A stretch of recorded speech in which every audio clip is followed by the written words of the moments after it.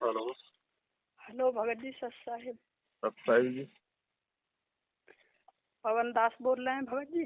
हाँ जी। भगत जी, मैं आपसे जो एक अनुभव शेयर करना चाहती हूँ। बताइए। रात सुबह के टाइम 5 बजे के करीब मैंने गुरुजी देखे थे सपने में। जी। तो पहले तो मैंने उनके पैर अपने हाथ में ले लेकर देखे, ऐसे सहला सहला के, जैसे बिल्कुल नजदीक बैठे हैं मेरे और हंस रहे हैं गुरुजी। तो उनके जो पैर हैं बिल्कुल रुई के फुआ की तरह, मैंने उनके पैर सहला सहला के देखे हैं, चूमे माथे से लगाए जी। फिर जो मैंने गुरुजी जैसे बैठे हैं तो मैंने उनके माथा चूम लिया। तो गुरुजी मुझसे ये बात बोल रहे हैं कि बेटा, तुम्हारे होटल को कोई भी अवशेष हमसे ना चिपकना चाहिए, ये गलती हो जाएगी। तो फिर मैं यहाँ पूछ रही हूँ, मैं गुरुजी मैं तुम्हारे होटल में चूम सकूं? मैं मेरे पिता हो ना तुम, तो एक बेटी अपने पिता के मुंह में चूम सके या ना? कि हाँ बेटी क्यों ना। तो मैंने उनके होठ चूमे हैं फिर। और फिर जो है जैसे बाप बेटी आपस में गले मिले हैं, हम फिर ऐसे मिले हैं। तो उनका जो शरीर है बिल्कुल ऐसा है जैसे रूह को फोआ, बिल्कुल गद्दा की तरह। तो मैं यो कह रही हूँ, मैं परमात्मा, मेरे पिता हो तुम, तो बेटी का इतना अधिकार तो है जी। तो वे यो कह रहे हैं हाँ बेटी क्यों ना, मैं तुम्हारा पिता हूँ, मैं तुम्हारा सबका पिता हूँ। जी। बस इतनी बात हुई है भगत जी। फिर गुरुजी पता न चले गए या मेरी आंख खुल गई। अब मैं ये पूछना चाह रही हूँ, मन का ये मेरा भ्रम हो या सच्ची ये सपना हो? भरम क्यों होगा बहन जी, परमात्मा धरती पे प्रकट है। 27 साल से खुद कह रहे हैं, पिछले 7 साल से आप और हम चिल्ला रहे हैं। अब ये तो आपको और यकीन दिलाने के लिए कि भाई मैं ही परमात्मा हूँ, मैं ही अविनाशी कबीर हूँ, ये विश्वास दिलाने के लिए परमात्मा ने। और ये सौपन नहीं होते बहन जी। अगर गुरुदेव अगर रात को अगर आए हैं तो वो सौपन मत समझो उसे। वो हकीकत ही है बहन जी, सौपन तो एक बहाना है वो। हाँ, और एक दिन अभी 2 दिसंबर की बात है ये भगत जी। एक दिन पहले भी दिखे मुझे गुरुजी। तो गुरुजी जो जैसे आए तो मैंने उनसे जो मतलब बिगर बोले दंडवत प्रणाम करिए, लेकिन मैं अपने मन में ऐसे बोल रही हूँ, मैं गुरुजी कोटि कोटि दंडवत प्रणाम, मतलब लंबा लेट कर दंडवत कर रही हूँ जब, तब मैं अपने मन में सोच रही हूँ ऐसे। तो गुरुजी मुंह से बोल के कह रहे हैं कि बेटी कोटि कोटि आशीर्वाद। तो मैं ये सोच रही हूँ, अरे यार गुरुजी ने तो मेरे मन की बात सुन ली। तो फिर अंतर्यामी उसी को तो कहते हैं, पूरी सृष्टि में एक ही तो है अंतर्यामी। हाँ, तो गुरुजी कहीं आए हुए हैं जैसे सत्संग में आमे, तो फिर एक बाथरूम में गुरुजी बाथरूम की तरफ को गए, तो वहाँ कुछ लड़का लड़की जो अश्लील हरकत कर रहे हैं, तो वो उनमें 2-2 चपाटे लगा कर कह रहे हैं कि यहाँ सत्संग स्थल है, चलो यहाँ से भागो, ऐसी हरकत यहाँ मत करो। तो फिर सत्संग कर रहे हैं गुरुजी, नीचे बैठ के कर रहे हैं, लेकिन जमीन पे कपड़ा बिछा हुआ है बहुत बीच में, और वहाँ कुछ भक्त भी बैठे हैं, कुछ अनुपदेशी भी लोग बैठे हैं वहाँ। तो मैं फिर गई हूँ, मैंने दोबारा कर दंडवत प्रणाम करिए गुरुजी से। तो गुरुजी मेरे सिर पे हाथ धर के यूँ कह रहे हैं कि मेरी बेटी 7 साल से बहुत परेशानी झेल रही है। उन्हें तो सब कुछ पता है हमारी परेशानी की। तो मैं यूँ कह रही हूँ मन की गुरुजी ये परेशानी कब तक की और है? तो उन्होंने ऐसा इशारा करे हो भगत जी, बोले कुछ दिन की और है, कि जैसे वो यूँ कह रहे हैं कि 9वीं साल तक और है। जैसे गुरुजी ने अब 8वीं साल चल रही है गए इनने, और 9वीं साल तक और है, जब 9वीं साल लगेगी। हो सकता है मालिक की दया हो जाए जल्दी। हाँ, तो अब पता ना भगत जी।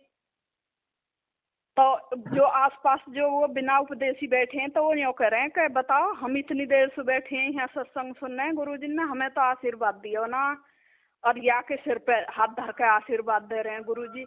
तो मैंने की परमात्मा मन की गति अलग है, ये सब कुछ जाने है क्या किसके मन में क्या चल रहा है। तो मालिक की अपनी मौज है, किसको दर्शन देते हैं, किसको आशीर्वाद देते हैं। हाँ भगत जी, तो मैं तुमसे ये पूछना चाह रही कि एक जो हापुड़ के भगत जी हैं, अच्छा, बुलंदशहर में जो हापुड़ है, वहाँ के एक भगत हैं, उनसे मेरी बात हो जा, कभी कभार फोन हो आ जा उनका, वैसे वे सतसेवक ही बता मैं अपने को। अच्छा। तो वो यूँ कह रहे, जब मैंने उनसे ये बात बताई, ये तो ये वाला जो पहले सपना मैंने तुम्हें बताया था आज ही को है, जो पहला वाला सपना मैंने ये बताया था, वे यूँ कह रहे मुझसे कि गुरुजी जिसको ज्यादा दर्शन देते हैं ना, उसके अंदर कोई ना कोई कमी होती है, इसलिए गुरुजी बार बार उसके पास आते हैं। नहीं। तो मन की अगर कमी होती है तो गुरुजी अपने मुंह से बोल भी तो सकते हैं कि बेटा यहाँ तुम गलती कर रहे हो। गुरुजी अपनी प्यारी आत्माओं के पास ज्यादा आते हैं। हाँ, तो ये कह रहे, बोले हमें तो जो पता ना 2020 में नाम लिया उनने या 19 में लिया, बोले हमें तो आज तक गुरुजी दिखाई दिए ना। मन की मुझे तो जब से मैंने नाम लिया कम से कम 100 बार मैंने अपने गुरुजी के दर्शन करे सपने में। जी जी। और मुझे तो गुरुजी ने मतलब नाम लेने से पहले भी जो आदेश मतलब वो भेजा संदेश, घी के लड्डू भेजे मेरे लिए गुरुजी ने। तो मैंने पूछी है कहाँ से आए हैं, कि स्पेशल में गुरुजी ने वहाँ से भेजे हैं, बरवाला आश्रम से। केवल उनके बारे में मुझे पता ही चली, मैं गई भी नहीं जब तक। सही बात। तो परमात्मा ही जान सके हैं। जब भगत जी हम हर वक्त हम हर चीज भूल जाए, लेकिन अपने मालिक है हम एक क्षण भी ना भूलें। सही बात। चाहे किसी भी रूप में हम उन्हें याद करें, लेकिन हर समय याद रखें। तो ऐसा तो हो ही ना सके मन की भगत जी, ऐसा तो हो ही नहीं सकता कि परमात्मा उसके पास आते हैं जो कुछ जिस पर कोई मतलब कोई त्रुटि हो रही है, और फिर परमात्मा मतलब खुश मुद्रा में है। तो ये समझ लो को वो हमसे प्रसन्न है। बिल्कुल है। तो मैंने कहा तुम्हें इस बात का अनुभव कैसा हो जाएगा, तुम 1 साल के भगत हो। हालांकि 1 साल का भगत भी जो है 10 साल वाले से आगे निकल जाए, अगर उसके मन की श्रद्धा अच्छी हो। मैं इस बात को तो नहीं कहती, फिर भी मैंने कहा परमात्मा जो अपनी प्यारी आत्मा के पास आते हैं बार बार। देखो एक छोटी सी बात है बहन जी, जो बच्चा साफ सुथरा होता है ना, अच्छे कपड़े पहन रखे होते हैं, नहाया धोया होता है, हाँ, उसको बार बार गोद में लेने का चूमने का जी करता है। बिल्कुल है ना। तो ऐसे ही जो परमात्मा की प्यारी आत्मा और मालिक ने जो भक्ति के जो गहने जो श्रृंगार जो 5 गुण 16 श्रृंगार जो बताए हैं ना, जो धीरे धीरे अपने ऊपर धारण करने का प्रयास करता है ना, उसको परमात्मा फिर जो है अधिक प्यार करते हैं।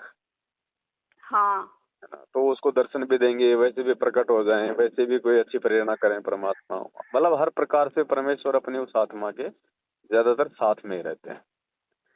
तो भगत जी मैं कोई भी ऐसी गलती नहीं करती जो परमात्मा रूठ जाए। अब मेरे घर में 3 बच्चे की शादी हुई है। एक मेरे देवर की लड़की की हुई है, जेठ के लड़का की हुई है, और मेरी एक बहन है बुलंदशहर में, उसके लड़का की हुई है। मैं किसी की भी शादी में न गई। मैंने कह दी मेरा परमात्मा का नाम मेरे लिए सबसे लिस्ट में ऊपर है। जो मेरे दिनचर्या, जो मेरे मतलब जो जीवन की दिनचर्या, उसमें सबसे ऊपर है मेरे परमात्मा का नाम। और मैं सब छोड़ दूंगी उस परमात्मा के लिए, मोह कोई अंतर ना पड़े। बिल्कुल बहन जी, परमात्मा ने भी स्पष्ट कह रखा है कि जब आप इस ज्ञान से परिचित हो जाओगे ना, उसके बाद आपका बारात चढ़ने का भी मन नहीं करेगा। अक्षम है जो दास के साथ भी हुए थे वो आपके साथ भी होंगे। आपको रिश्तेदारी भी भूल जाओगे आप। आपको कहीं पहले तो चाह चढ़ा करता, बारात में जाओगे, लड्डू खाओगे, गप वहां पर गप्पे मार खाओगे। और अब अगर बारात में जाने का नंबर आ गया ना, माथा ठनकेगा आपका, ये भगवान मेरा नंबर ना हो तो बढ़िया कोई और चला जा। क्योंकि संत और असंत की लैंग्वेज में भी फर्क हो जाता है। भाषा भी अच्छी नहीं लगेगी आपको, दूसरे जो बोल देंगे, चाहे कितना अच्छी आत्मा का आदमी हो, बहन हो, भाई हो, वो बोली बोले को ना जो हम यहां बोलते हैं। सत साहिब आ जाओ बहन जी, आ जाओ भाई, बैठो, ईश्वर की चर्चा करना। हाँ जी, कितना विनम्रता आ जाती है, एक शिष्टाचार भी सीखा जाता है। देखिए किस तरह ऋषियों की तरह बैठ जाती है छोटे छोटे बच्चे, बुजुर्ग, बहन, बेटी, भाई। एक एक संकेत की आवश्यकता गुरुदेव की, जैसे एक ऋषि बैठ जाया करते हैं। तो ये शिष्टाचार, ये आपके पिछले पुण्य कमाई, प्रभु की रजा, जिसके कारण अब हमारे इस मन पापी की डोर जो वो पांख घनी लगी थी, वो कटन लगी, अब ये आवश्यकता अनुसार रह जाएंगी और प्रभु के चरणों में दिन रात आत्मा का एक विशेष खिंचाव बनता चला जाएगा। मेरा ना करता भगत जी, बिल्कुल मेरा किसी के यहाँ जाने का, मैं किसी के यहाँ जाऊं भी हूं ना तो पानी भी पीने का मन नहीं होता मेरा। जैसे कभी मजबूरी में किसी के यहाँ जाना पड़ जा, कोई हारी तकलीफ में है तो ऐसे तो जाना पड़ जाए ना, तो मैं पानी भी पीना पसंद ना करूं। हाँ सही बात। हाँ, तो अब मैंने अपनी, मेरे बहू है, बेटा है, मैंने उनसे सबसे कह रखी है, बेटा मैं तुमसे भी नाता तोड़ दूंगी, अपने गुरुजी के नहीं। बिल्कुल सही बात है। मेरे बेटा का जो बच्चा होने वाला, छोटे वाले का दूसरा, पहले लड़का हुआ, तो ना हमने उसका नाम रखवाया, ना हमने कोई मतलब कुछ भी फंड ना करा जैसे गुरुजी के हिसाब से। तो अब जो दूसरा बच्चा होने वाला तो मुझसे ये बोल रहा था हमारा बेटा कि जब मेरा बच्चा होगा ना तो मैं जो है दावत करूंगा। तो हमने पहले ही स्पष्ट कह दी, हमारे भगत जी ने भी, हालांकि भगत जी सत्य नाम मिल गया था लेकिन वो जाप नहीं करते। वैसे तो मर्यादा ना तोड़ी उन्होंने कुछ भी, पर जाप नहीं करते, वे ड्यूटी वाले आदमी हैं, वो जो है ना करते जाप। तो उन्होंने भी स्पष्ट कह दी कि बेटा चाहे तुझे बुरी लगे या भली लगे, हम तेरे या कार्यक्रम में शामिल ना हो, कभी तुझे फिर ऐसा लगे कि हमारे माँ बाप मुझे देख के जल रहे हैं। सही। तू जो कुछ भी करता रहिए। बिल्कुल। तो अब भगत जी बताओ भला, ऐसी आत्मा के नहीं है, परमात्मा जो हमें कोई त्रुटि बताने आएंगे तो वो इशारा ना करेंगे। अब जैसे जो बता रही है एक भक्तमती, तुम बता रहे अपनी वीडियो में कि जो मैं 3 दिन से भूखा हूँ जी, तो परमात्मा स्वयं जो बोल देंगे अगर हमारी कोई गलती होगी कि बेटा यहाँ ऐसे गलती हो रही है तो मत करो। हाँ, इशारा करते हैं परमात्मा। हाँ, लेकिन इतने खुश मुद्रा में परमात्मा, और मैंने जो अचानक ही उनका माथा चूम लिया तो वे न्यों करें, बेटा तुम्हारे होठन के अवशेष जो हमसे नहीं लगने चाहिए, क्योंकि जो ये गलती हो जाएगी, गलती बन जाएगी। तो फिर मैंने ये कही है, मैं गुरुजी मैं तुम्हारे होठन में चूमना चाहूँ। तो वे न्यों करें, बेटा अगर तेरी इच्छा तो कोई बात ना। मालिक के क्या अवशेष लगेंगे, वो तो सऊद स्वरूप ही है बहन जी। ये तो परमात्मा आपके तो अंदर के वो भाव और ज्ञान चेक कर रहे थे कि बेटी मुझे अपने जैसा हाड़मास का समझेगी जब तो पीछे हट जाएगी, और अगर मुझे शब्द रूप में समझेगी तो मेरे होठों के क्या अवशेष लगेंगे। हाँ, शब्द को क्या छुएगा। हाँ, तो ये परमात्मा आपके ज्ञान की जो है परीक्षा ले रहे थे। तो मैं ना तो पीछे हटी और फिर मैंने अपने परमात्मा के गले मिली जी, जैसे हम बहनें एक दूसरे के गले मिलती हैं ऐसे। जी जी। तो मैंने अनुभव करा कि परमात्मा का रूही के जैसा शरीर है। वो तो है ही, इसमें तो कोई दो राय है ही नहीं बहन जी। अगर परमात्मा है तो परमात्मा तो 5 तत्व से दूर है ना। हाँ, हाँ, मालिक तो शब्द स्वरूप ही है बहन जी। तेजपुंज कितने है परमात्मा की, कितने सबूत दे दिए। गरीबदास जी का उदाहरण दे दिया, 650 साल पहले का उदाहरण दे दिया। और दूसरा परमात्मा कहते हैं ना सतगुरु जननी जने जाके माना बाप। जो सतगुरु होगा वो फिर माँ से जन्म नहीं लेता। बिल्कुल।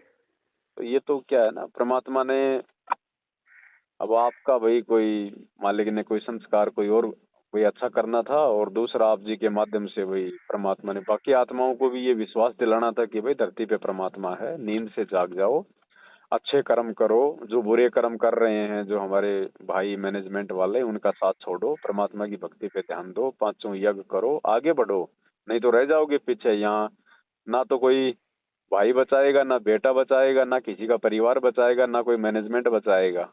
जो खुद ही बचने की स्थिति में नहीं होंगे, दूसरों को क्या बचाएंगे? बिल्कुल। तो बचाएगी परमात्मा की भक्ति और मर्यादा, और वो सब लोग तोड़ ताड़ के बैठे हैं, राजनीतियां करके, आरक्षणबाजी करके, गुंडों की सीबीआई जांच करके, कुपात्रों को ज्योति पाठदान का पैसा देके। तो परमात्मा आगाह करते हैं बहन जी, ऐसे सौपन जो आपको दिए हैं, ये खाली आपके लिए नहीं दिया परमात्मा ने कि भाई खाली आपके लिए ही है। अगर आपके लिए होता तो आप मुझसे बात नहीं करती, ये ऑडियो रिकॉर्ड नहीं होती, ये ऑडियो संगत में नहीं जाती। अब ये संगत में जाएगी तो बाकी आत्माओं को भी तो मन में पूरा विश्वास होगा ना कि भाई हाँ, धरती पे परमात्मा है, हम इस गफलत में ना जिए। अब भगत जी एक बात सोचो कि परमात्मा सब कुछ पता है कि 7 साल से हमारी बेटी कितना दुख झेल रही है, तो सिर्फ मैं ही उनकी बेटी ना झेल रही, पूरे भक्त झेल रहे हैं भाई। चलो भक्तों की तो छोड़ो, खुद परमात्मा भी तो दिखा रहा है संघर्ष करके। बिल्कुल। आप और हम तो क्या संघर्ष कर रहे हैं? अरे कम से कम आप और हम खुले आसमान के नीचे तो हैं। परमात्मा तो एक बंद कोठड़ी में बैठे हैं पिछले 7 साढ़े 7 साल से, तो संघर्ष तो वो है। आप और हम क्या संघर्ष कर रहे हैं, और क्या हम कर सकते हैं? अब भगत जी हम तो इसको संघर्ष समझते हैं ना, जो जो हमें सांसारिक रूप से मिलता है संघर्ष, आखिर वो हम संघर्ष समझते हैं।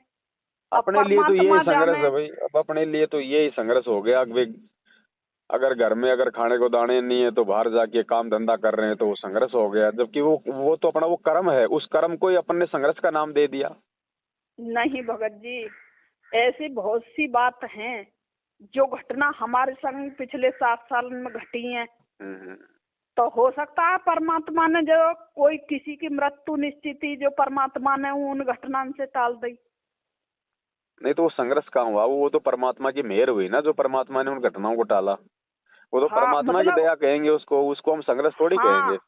तो हमें ऐसा लगे कि हमारा नुकसान हो गया या ऐसा कुछ है, लेकिन परमात्मा की माया तो वो ही जान सके कि उन्होंने हमारे कैसे कैसे दुख टाले, कौन से काम करके।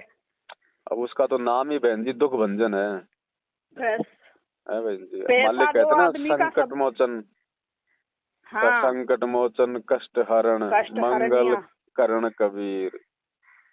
हाँ। ये तो है ही संकट मोचन बहन जी। असली संकट मोचन तो ये परमात्मा है ना। हम तो हनुमान जी को समझा करते थे संकट मोचन, अब पता चला असली संकट मोचन कौन है, जो उनके भी संकटों को हरते हैं। हाँ, तो मैं यही तो कहना चाह रही हूँ मन की परमात्मा किस रूप में किसके सामने कहाँ कैसे मिल जाए, इस बात को तो वो ही जान सके हैं मालिक। चलो बहन जी, बढ़िया बात है, दया है परमात्मा की। आपका विश्वास परमात्मा ने और दृढ़ करना था, इसलिए मालिक ने आपको दर्शन दिए हैं। अच्छी बात है, सब पे मेहर बनी रहे परमात्मा की। बाकी इस मेहर को प्राप्त करने के लिए अपने जो कर्म है उनको ठीक करना पड़ेगा। संगत को अपने जो मर्यादा है उनको ठीक करना पड़ेगा भाई। परमात्मा से बारंबार अपने कुकर्मों की जो जाने अनजाने में होती रहती हैं, उनकी समय याचना करनी पड़ेगी, और जानबूझ के ना हो इसका तो विशेष ध्यान रखना पड़ेगा। बिल्कुल। इतना ज्ञान देने के बाद भी अगर दृढ़ता हमारे अंदर अगर नहीं आएगी तो फिर कोई फायदा नहीं है भक्ति का। बिल्कुल, परमात्मा तो जो जन्म जन्मांतर से हमारे संग है, ये बात अलग है कि हम समझ ना पा रहे उन्हें। बिल्कुल। चलो ठीक है बहन, दया परमात्मा की है। ठीक है भगत जी। जय हो बंदी छोड़। जय हो बंदी छोड़ के।